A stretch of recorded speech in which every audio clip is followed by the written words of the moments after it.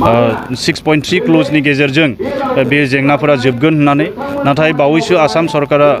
जि आसामाव आरो कुनु माने भेन्सार फरायसालिफोरखौ प्रभिन्सियेलाइज खालामनाय जानाय नङा होननानै बुंदों बेनि गेजेरजों फिन सनितपुर जिल्लानि आरो बिटिसिनि बायजोआव थानाय गोबां बर'साफोरा दिनै माने अलखदाव बिथांमोना फरायसालिफोरखौ प्रभिन्सियेलाइज खालामनाय जानाय नङा आरो आसामनि जेसेबां सरकारि फरायसालि दङ बेहाय साइन्स एन्ड मेथ्स बे मोननै आयदाखौ इंराजियाव फोरोंनाय जागोन थाखो 3निफ्राय गोजौ थाखोसिम आरो लोगोसे मिक्स मिडियाम फरायसालिफोरखौ इंराजि मिडियामाव बारस्लायहोनाय जागोन बेबायदि माखासे थांखि लादों जाय थांखिफोरा जोंनि बर' बिजों थांनानै थानायनि थाखाय मोनसे गिदिर चेलेन्ज हिसाबै माने नुजादों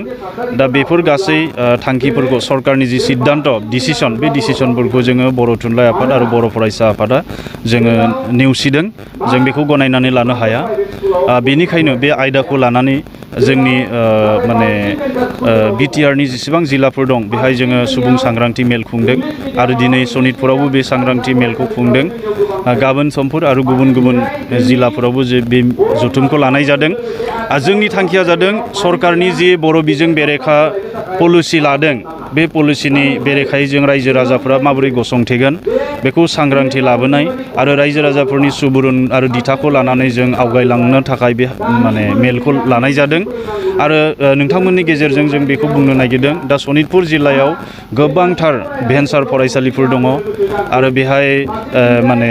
हा हुनि जेंनानि थाखायबो फरायसालिफोरखौ प्रभिन्सियेलाइज खालामनो हानाय जायाखिसै फारसेथिं सरकारि इजिएस आपग्रेडेड स्कुलफोर दङ नाथाय बेयावबो फोरोंगिरि माने मासि सोरजिनाय जायाखै बे हिसाबै बे जायगायाव बर'फ्रा गोबां खस्थ'नि गेजेरजों बर' बिजोंखौ फोथांनानै लाखिदों आरो बेनि बर' रायजो राजाफोरा मिजिंथिदोंमोन बिटिआर सुक्तिनि 6.3 क्ल'जनि गेजेरजों बे जेंनाफोरा जोबगोन होननानै नाथाय बावैसो आसाम सरकारा जि आसामाव आरो कुनु माने भेन्सार फरायसालिफोरखौ प्रभिन्सियेलाइज खालामनाय जानाय नङा होननानै बुंदों बेनि गेजेरजों फिन सनितपुर जिल्लानि आरो बिटिसिनि बायजोआव थानाय गोबां बर'साफोरा दिनै माने अलखदाव बिथांमोना माने मोगा-मोगि जानो गोनां जादों जे फैबाय थानाय समाव गमामायैनो बर' बिजोङा माब्लाबाबो आरो सरकारि जानाय नङा नामा आरो बे जोंनि बर' बिजोङाव बर' बिमानि रावजों फरायनाया सिमाङैनो थासिगोन नामा बेफोरबायदि बाथ्रा दिनै मानसिफोरनाव सोंथि बेरखांदों दा बेनिखायनो जोङो रायजोनि सांग्रांथि मेल खुंनानै रायजोफोरनिफ्राय सुबुरुन लादों जे फैबाय थानाय समाव सरकारजों जों सावरायगोन सरकारा जुदि गनायनानै बे जेंनाखौ सुस्राङो आरो बर' बिजोंनि बेरेखा थांखिफोरखौ दैखांनानै लायो अब्ला जोंहा बुंनांगौ जेबो गैया किन्तु सरकारा जुदि गावनि थांखिनिफ्राय दोरोदा अब्ला जोंबो फिन सोमावसारफिननांगोन बे फिन खनसे बर'फ्रा खौसेयै सोमावसारनांगौनि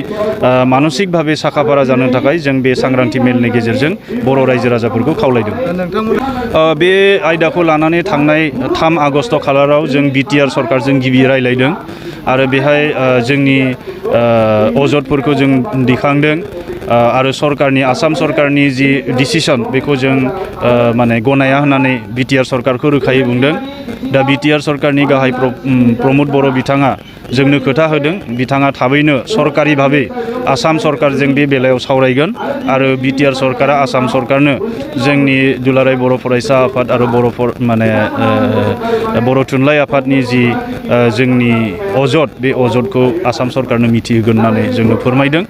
आरो दिनै गुवाहाटीयावबो आसामनि मेलेमजिबिफोरखौ लानानै गोजौ थाखोनि सावरायनाय जथुम सोलिगासिनो दङ आरो जों खोनानो मोनदों माने आसाम सरकारा जोंखौ सावरायनो थाखाय थाबैनो लेंहरगोन आरो जुदि लेंहरोब्ला बेफोर बाथ्राखौ जों सरकारनि खाथियाव गोख्रोङै दैखांगोन आरो बर' बिजोंनि बेरेखा जानाय मोनबो थांखिखौ जों गनायनानै लाया माखासे फोरोंगिरिफोरखौ टिउटर हिसाबै थिसननाय जादोंमोन बिथांमोननि फरायसालिफ्रा दिनैसिमबो सरकारि जायाखै आरो बिथांमोना रेगुलारबो जायाखै होननानै जों खोनानो मोनदों बेनि सायाव नोंथांमोना आसाम सरकारनि केबिनेटआ जि जुलाइ मास 28आव जथुमदोंमोन बेहाय मोनसे थांखि लादों जे 2013 सनाव जायफोर स्कुलफोरखौ प्रभिन्सियेलाइज खालामनाय जादोंमोन पस्ट प्रभिन्सियेलाइज एक्टनि गेजेरजों बे स्कुलफोरखौबो प्रभिन्सियेलाइज खालामनाय जासिगोन किन्तु 13 सननि उनाव जायफोर फोरोंगिरिफोरखौ टिउटर हिसाबै होनाय जादोंमोन बिथांमोननिखौ माने अरायथा खालामनाय जानाय नङा होननानै मोनसे डिसिसन लादों दा बियो जोंनि थाखायनो जोबोद दुखुनांथाव बाथ्रा जों बर' थुनलाइ आफादा